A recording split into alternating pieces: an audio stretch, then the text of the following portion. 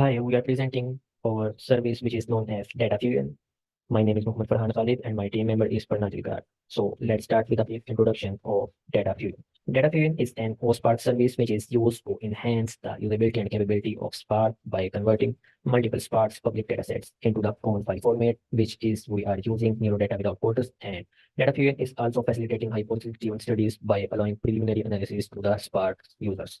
So there is a problem we want to mitigate that there is a large number of different data file formats. These data file formats have high degree of deviation from data collection to data storage, and we were typically unable to reproduce the results, which can cause tool even weak or no scientific collaboration within the same institute. Lastly, this is very challenging for using the sparse public dataset for hypothesis-driven research. So the main motivation for the data fusion is we are bridging a gap between the stakeholders of neuroscience with the FAIR principles and standardizing the file format. Also, we are promoting the hypothesis-driven studies for the Sparks users so that they can find the right dataset by harnessing our preliminary analysis pipeline. We have also an inspiring story of the Dandy Archive. Dandy Archive is supported by Brain, mainly supported by Brain Initiative, which is utilizing the power of Neurodata NWB file format. NWB is an open source, so it is emerging tool to democratization of science. Our service has some main features of our service are convert sparse public dataset into NWB or maybe into CSV file. We are also facilitating hypothesis-driven research, which would be readily available after this integration. So the schematic graphic diagram of our service that user can provide input in form of different file formats, along with either if user want or not with a Python script, so that both can be shipped into the data fusion our service, and this service can generate the output with converted files and analyze preliminary results. Currently, we are supporting two file formats into NWB and CSV file, and we have tested our code with Spark dataset IDs, which and links are also provided here.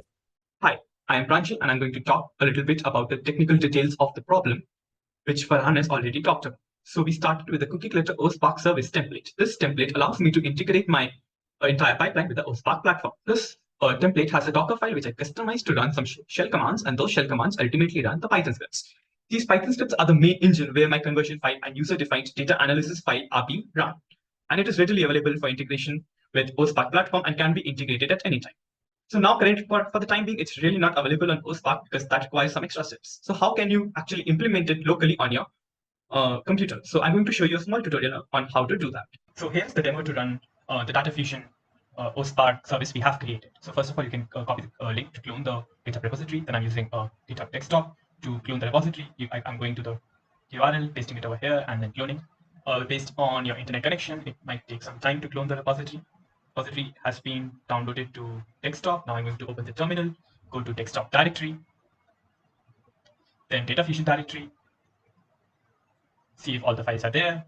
Then I'm going to use make build command to build the image locally. Then Docker commands, as I have copied them on my text file. You can find them on GitHub. So here are the command lines that you can copy from GitHub and run.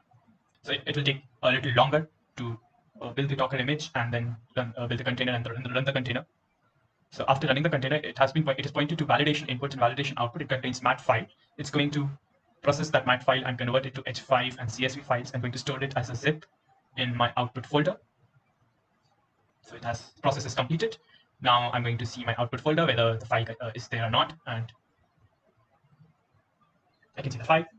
It was built successfully.